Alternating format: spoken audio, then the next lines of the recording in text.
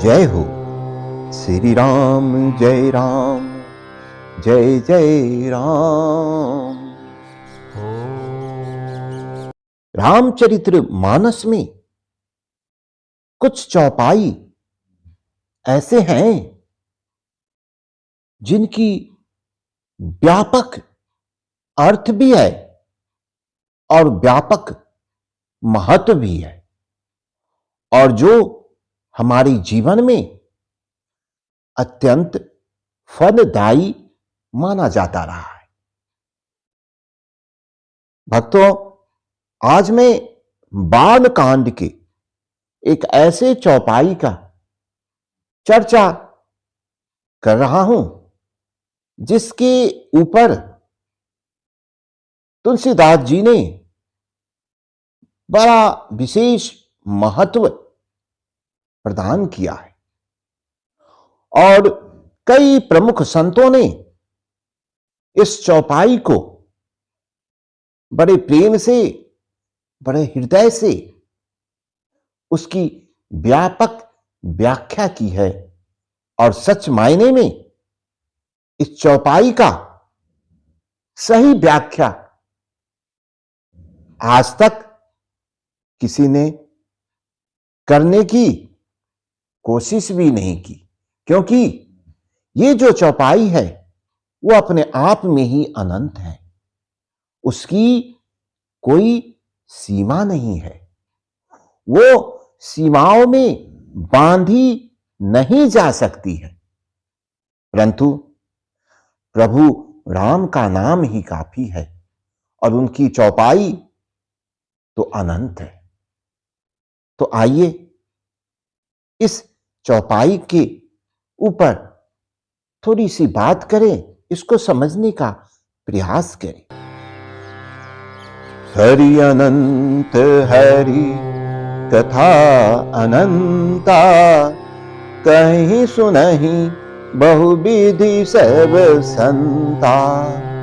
रामचंद्र के चरित सुहाए, कनप कोटि लगी जहि न गाए। हरि अनंत, जहां हरि अर्थात भगवान के अनंत रूप हैं, और इन रूपों को हम किसी सीमा में बांध नहीं सकते, उनकी सीमा अनंत है। उनकी सीमा कहां कहां तक है, जिसके विषय में आज तक मनुष्य तो दूर, कोई देवता भी और बड़े बड़े महात्मा भी उनकी सीमा को नहीं बांध सके। कण कण में भी हैं, हर एक कण में वो बसते हैं, हर एक कण में प्रभु का निवास है। समूचे ब्रह्मांड में उनका रूप व्याप्त है, और इस ब्रह्मांड की सीमा क्या है, इसके विषय में मनुष्य आज तक सही ढंग से जान भी नहीं सका। चाहे वो प्राचीन समय रहा हो, चाहे आज का वर्तमान, जिसे हम आधुनिक युग कहते हैं। उनके नाम अनंत है, और प्रभु के नाम भी अनंत है। इतने सारे नाम हैं कि हम सारे नामों को याद भी रख नहीं पाते। उनके अवतार अनंत हैं। प्रभु ने एक प्रभु, और बोलते हैं कि 36 करोड़ कोटि देवता है। अरे तो वो 36 करोड़ कोटि कौन है? वो प्रभु के रूप ही तो है, प्रभु के अवतार ही तो है। जब जिस रूप में जरूरत महसूस हुई, प्रभु ने वो रूप धारण किया ताकि इस ब्रह्मांड का कल्याण हो सके। उनकी कथा जिसे हम गाते हैं, तरह तरह की कथा गाते हैं, वो भी अनंत है, उसकी भी कोई सीमा नहीं है। भगवान राम की कथा अपने आप में विलक्षण है। इसके श्रवण मात्र से हर प्रकार के संशय मन से दूर हो जाते हैं। मनुष्य को कुसंग से दूर रहने की आवश्यकता नहीं है। लोग बोलते हैं कि बुरे लोगों से दूर रहो। नहीं, बुरे लोगों से दूर रहने की आवश्यकता नहीं है। आवश्यकता तो है अच्छे लोगों की सत्संग में रहने की। क्योंकि जब आप अच्छे लोगों के सत्संग में रहोगे तो आप में अच्छे करने, अच्छा सोचने और अच्छाइयों में जीने का आदत पैदा होगा। और जब आप इस तरह के आदत को अपना लोगे, तब जब आप कुसंगों के संग रहोगे तो उसको भी अच्छाई में बदल डालोगे। तो अच्छे लोगों के संगत में, संतों के संगत में रहने का विशेष महत्व होता है।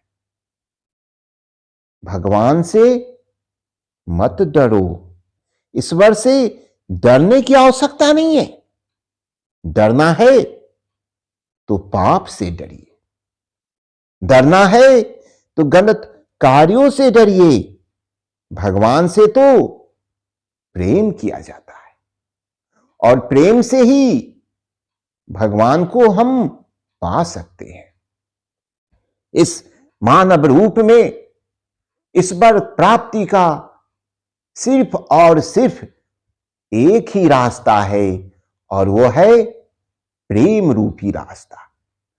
प्रेम से उनके भक्ति में डूब जाएं तो हम ईश्वर को प्राप्त कर सकते हैं।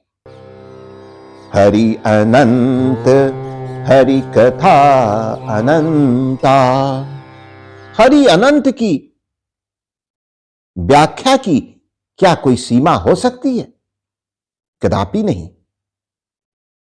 क्योंकि यह व्याख्या की सीमा भी नहीं है, यह भी अनंत है।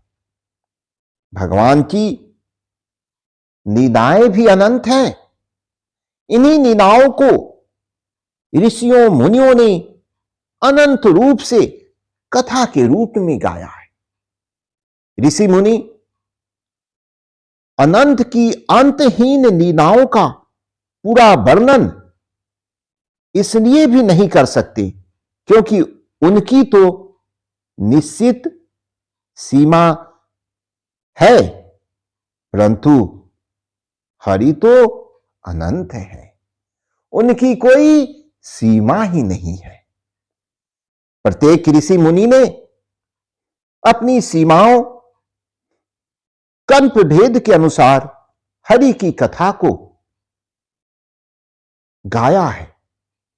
उनमें अंतर हो सकता है, वो अंतर उनके भावों के अनुसार है, उनकी जानकारी के अनुसार है, उन्होंने जो अध्ययन किया उसके अनुसार है और उनकी भक्ति जिस रूप में है उस रूप को उन्होंने ज्यादा ध्यान दिया, उस रूप में वो भक्ति में डूब गए हैं। इसलिए उसमें अंतर हो सकता है, वो कम हो सकता है, वो ज्यादा हो सकता है, क्योंकि किसी की भक्ति ज्यादा है तो किसी की भक्ति कम है।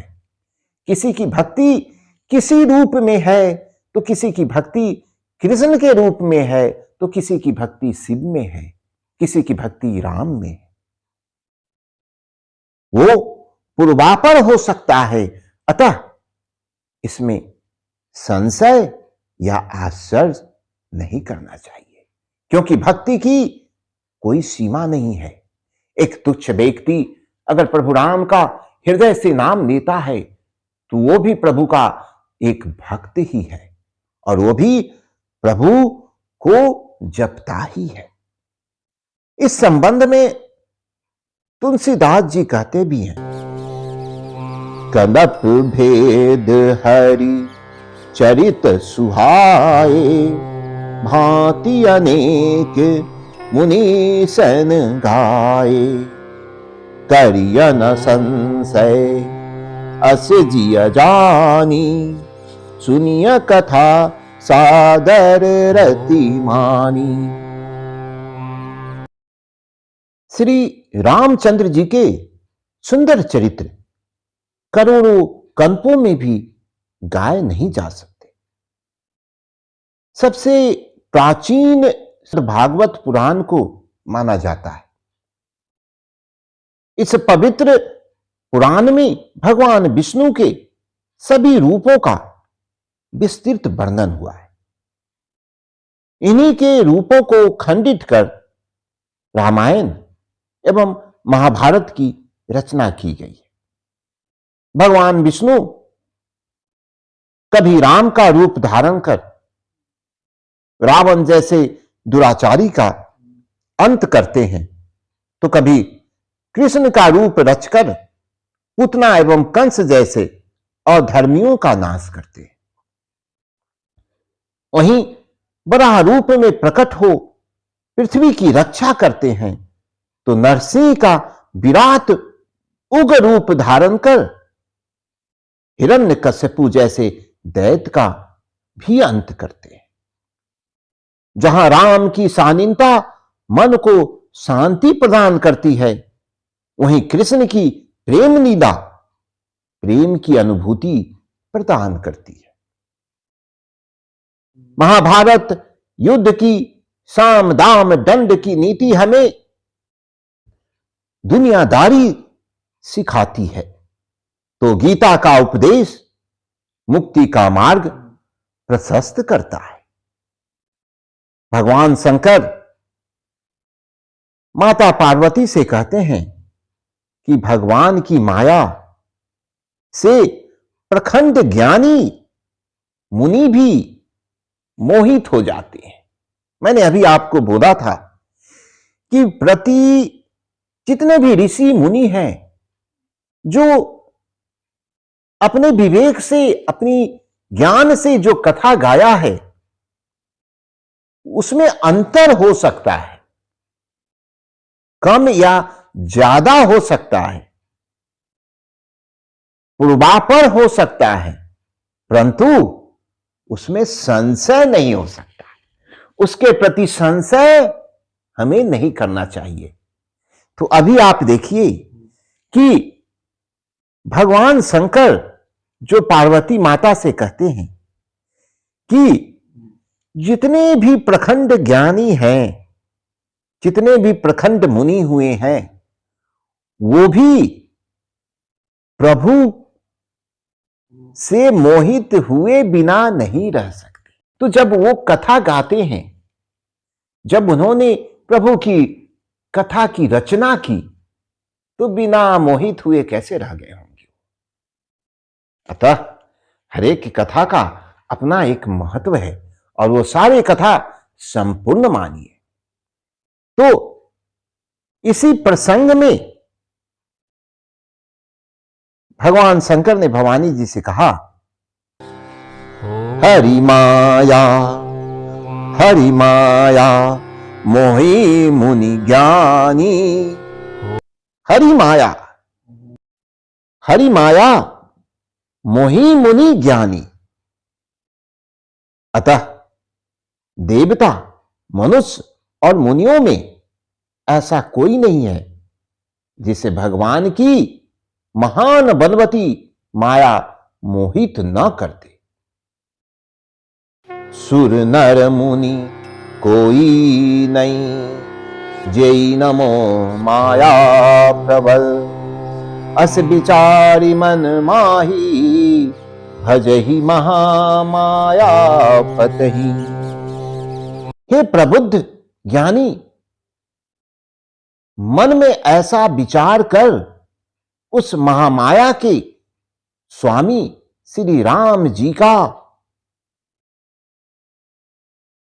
भजन अपने शुद्ध अंतरात्मा से करते रहे, क्योंकि इसके अतिरिक्त मनुष्य के लिए इस चक्र से निकलने का कोई उपाय भी नहीं है। प्रभु का रूप अनंत है और उसकी सीमा भी अनंत है, और प्रभु की जितनी व्याख्या कर सके, जिस रूप में व्याख्या कर सके, वो भी कम है, क्योंकि उनकी हर एक रूप की अनंत कथा है। हरि अनंत हरि कथा अनंता, कहीं सुनहि बहुविधि सब संता। रामचंद्र के चरित सुहाए, कनप कोटि लगी जहि न गाए। जय श्री राम, जय श्री राम।